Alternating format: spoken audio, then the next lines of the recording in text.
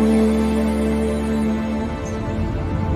I carried you till I buried you.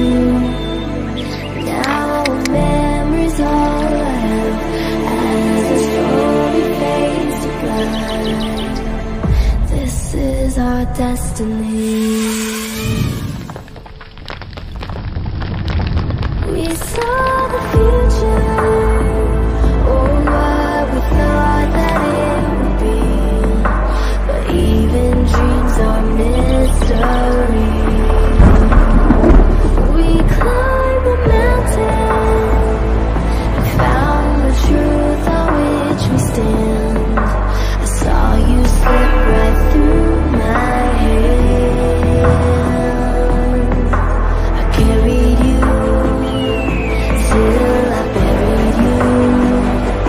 Now memories all I have as the story fades to black. This is our destiny. This is our destiny.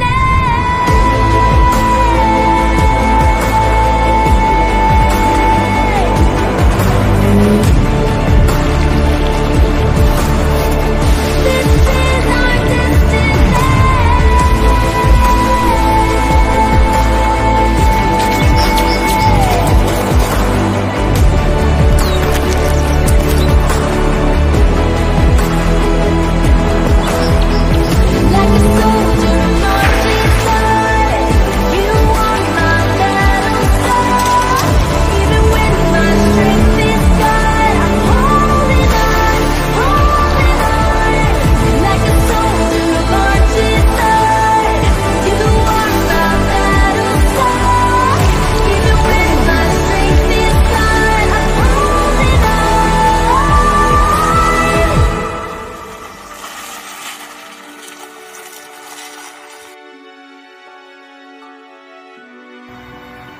Halo semua, selamat datang kembali di channel gue. Dan hari ini gue akan ngebahas satu negara di setiap benua. Dan kali ini gue akan ngebahas negara di Eropa, yaitu negara Austria guys. Oke, jadi gue akan jelasin gimana sejarah panjang Austria dari awal sebelum kemerdekaan, dari zaman masih kekaisaran sampai era modernnya. Penasaran? Let's go. Oke, so gue akan mulai dari tahun 976.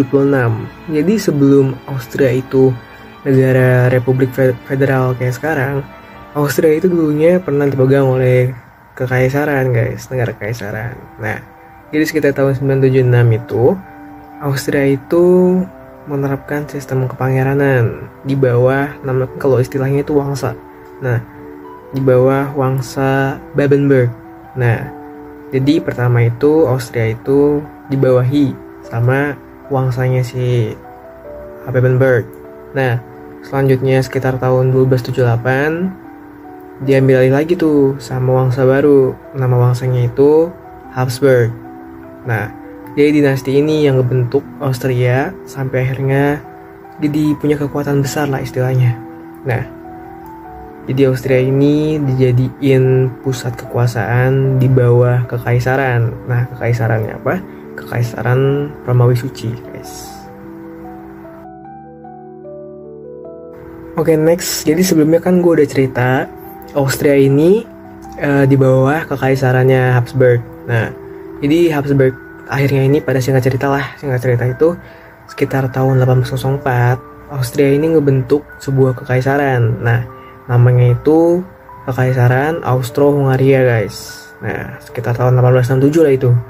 Jadi pembentukan monarki ganda ini gunanya tuh apa? Buat nyatuin antara Austria dan Hungaria dalam satu pemerintahan. Nah, karena akhirnya mereka bersatu, mereka ini jadi salah satu negara terkuat di Eropa Tengah guys. Nggak di Eropa Tengah doang sih, kayaknya di Eropa juga deh.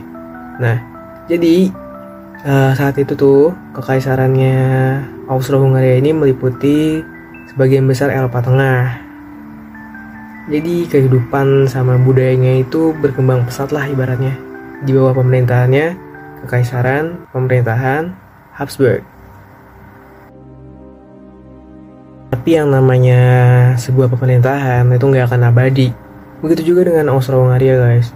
Jadi kekaisaran ini tuh mengalami sebuah tantangan besar setelah Perang Dunia I guys, pada tahun 1914. Setelah kekalahan perang, akhirnya kekaisaran ini runtuh pada tahun 1918. Ini juga yang akhirnya menandai berakhirnya monarki Austro-Hungaria tadi guys. Dan Austria ini ngebentuk republik pertamanya sendiri. Jadi Austria ini karena masih baru ngebentuk, ngalamin yang namanya masa sulit. Ya wajar ya guys ya, baik dari ekonomi maupun sosial, setelah kehilangan banyak wilayah sama sumber daya waktu pasca Perang Dunia I kemarin guys. Nah, singkat cerita, setelah sebelumnya gue ngebahas Austria itu ngebentuk republik pertamanya sendiri, akhirnya Austria ini sekitar tahun 1938 dianeksasi sama Jerman. Saat itu masih di bawah pimpinan Nazi guys, dalam peristiwa yang dikenal sebagai Anschluss. Nah, hal ini yang nyebabin Austria itu jadi bagian dari Jerman Nazi dan akhirnya mengalami penderitaan yang besar karena Nazi itu kan seperti kita tahu sendiri kalah dalam Perang Dunia II. Nah, akhirnya setelah perang berakhir tahun 1945, Austria ini kembali merdeka dari Jerman guys, setelah sebelumnya dianeksasi kan. Tapi namanya negara yang baru pulih ngebutuhin waktu yang bertahun-tahun, ngebutuhin waktu yang sangat lama buat pulih dari dampak perangnya guys. Sampai akhirnya singkat cerita pada tahun 1955, akhirnya Austria ini mendeklarasikan netralitasnya setelah perjanjian dengan sekutu. Ini yang menandai berdirinya Republik Austria kedua yang modern. Jadi ibaratnya ini independensinya mereka guys, bebas dari pengaruh asing dan berfokus pada pembangunan nasional. Nah, sekitar tahun 1955 juga Austria ini gabung sama Uni Eropa dan memperkuat posisinya sebagai negara yang damai dan makmur. Jadi sekarang Austria kembali dikenal sebagai negara yang demokratis dengan ekonomi yang stabil dan peran penting dalam diplomasi Eropa.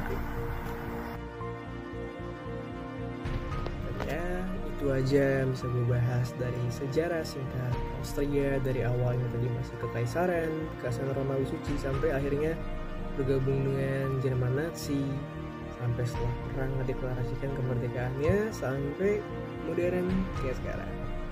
Itu aja satu dari bagian 6 video gue yang akan ngebahas satu negara di setiap benua guys. Tunggu selanjutnya gue akan ngebahas satu negara lagi. Dan I guess that's it. Terima kasih udah menonton. See you next time and jangan lupa subscribe. Bye bye.